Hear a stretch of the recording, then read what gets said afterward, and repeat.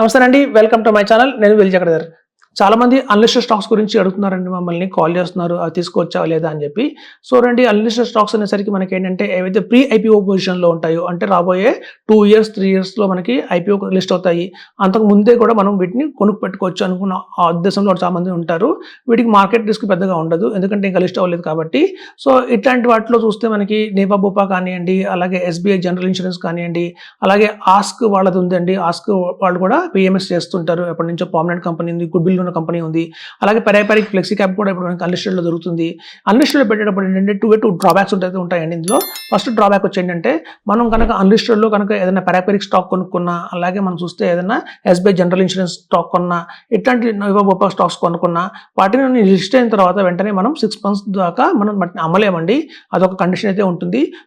Second అదొక drawback ఉంటుంది. Second drawback ఏంటంటే, మనకు అందులో ఏంటంటే ఎప్పుడు లిస్ట్ అవుతాయని గ్యారంటీ లేదు. కొన్ని నెక్స్ట్ తీసుకొస్తాం, లాంచ్ చేస్తాం, ఐపీఓలో వచ్చేస్తాం అని చెప్తారు కానివ్వండి. కొన్ని కారణాల వల్ల ఎక్కడన్నా వాళ్ళకి లైసెన్స్ తెచ్చుకోవడంలో కానివ్వండి కొంచెం డిలేలు జరుగుతాయి పర్మిషన్స్లో. సో తద్వారా కనుక ఏంటంటే 1 year నుంచి అది 1 year 6 months అవ్వచ్చు, 2 years అవ్వచ్చు. సో ఏదైతే మనీ మనకి అవసరం లేదు, ఓకే ఈ మనీని నేను 3 years 4 years కనుక హోల్డ్ చేస్తాను అనుకున్న టైంలోనే మనం అలాంటి అమౌంట్ తీసుకోవాలి, అన్లిస్టెడ్ స్టాక్స్ కొనుక్కోవాలి తప్ప. మనకి ఎప్పుడైనా చూడండి, అన్లిస్టెడ్ స్టాక్స్ కొనేటప్పుడు కంపెనీ ఏంటి, వాళ్ళు మార్కెట్ లీడర్సా కాదా అంటే ఆ సంబంధించిన మార్కెట్లో వాళ్ళు లీడర్ పొజిషన్లో ఉన్నారా లేదా అని చూసుకోవాలి. ఫస్ట్ గుడ్ విల్ ఎంత ఉందో చూసుకోవాలి.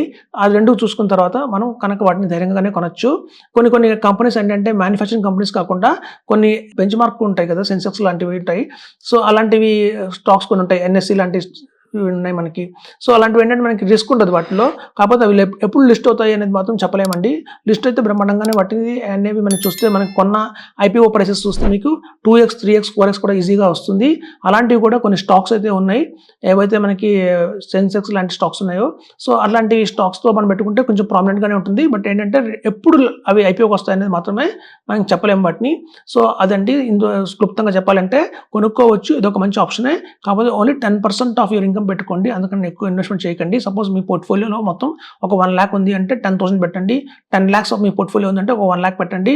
ఎందుకంటే 10% మనకి ఎప్పుడైనా సరే మనకి లిక్విడిటీ అయితే ఈజీగా కాదు, మనం దాన్ని అమ్మలేము. మనం సెకండరీ మార్కెట్లో బయట వేరే వాళ్ళకి అమ్ముదాం అనుకున్నా కూడా బై ప్రైస్ వేరుగా ఉంటుంది, సెల్లింగ్ ప్రైస్ వేరుగా ఉంటుంది. మనం కొందాం అన్నప్పుడు ఏమో సెల్ ప్రైస్ ఒకటి చెప్తారు, మళ్ళీ మనం అమ్ముదాం అనుకుంటే ప్రైస్ వేరుగా చెప్తారు. సో ఆ ఇష్యూ కూడా ఉంది ఇందులో. సో అంత ఈజీగా లిక్విడిటీ అయితే కావట్లేదు, మనం అనుకున్న రిటర్న్స్ అయితే రాదు.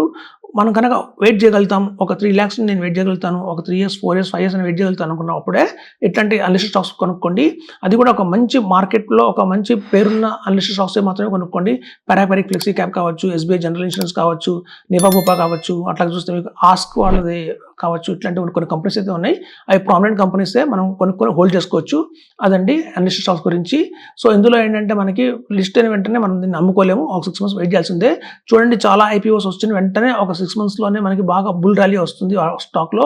సో మళ్ళీ పట్టం అనేది చూస్తూ ఉంటాం మనం. సో కాబట్టి అది కూడా ఒక డ్రాబ్యాక్ అయితే ఉంటుంది ఇందులో. సో దానికంటే కూడా ఒక మంచి మ్యూచువల్ ఫండ్స్లోనో ఏదైనా డైరెక్ట్గా స్టాక్స్ కొనుక్కోవడం బెటర్ తప్ప, అన్లిస్టెడ్ స్టాక్స్కి ఎవరైతే హోల్డింగ్ పీరియడ్ మాకు ఉంది అనుకున్న వాళ్ళు మాత్రమే ఇన్వెస్ట్మెంట్ చేయండి. మాకు తెలిసి చాలా మంది వాటి మీద ఒక వ్యామోహంతో కొంటున్నారు, బ్లాక్ అయిపోతున్నాయి అనవసరంగా అమౌంట్. చెప్పిన టైంకి లిస్ట్ అవ్వట్లేదు అవి. కొంతమంది లిస్ట్ అయ్యే ప్రాసెస్లో కూడా కొన్ని యూనిట్స్ అలాట్ అవుతుంది తప్ప పూర్తిగా అన్ని యూనిట్స్ అలాట్ కావట్లేదు. అలాంటి కూడా మేము కేసెస్ వింటున్నాము. కాబట్టి అదండి అన్లిస్టెడ్ స్టాక్స్ గురించి. మీకు రిస్క్ ఎప్పుడైతే చాలా ఎక్కువ ఉంది అంటే మాత్రం వెళ్ళండి. మనం అంత రిస్క్ తీసుకోము, కన్సర్వేటివ్ అంటే మాత్రం వాటి జోలికి పోకండి చెప్తాను. Thank you.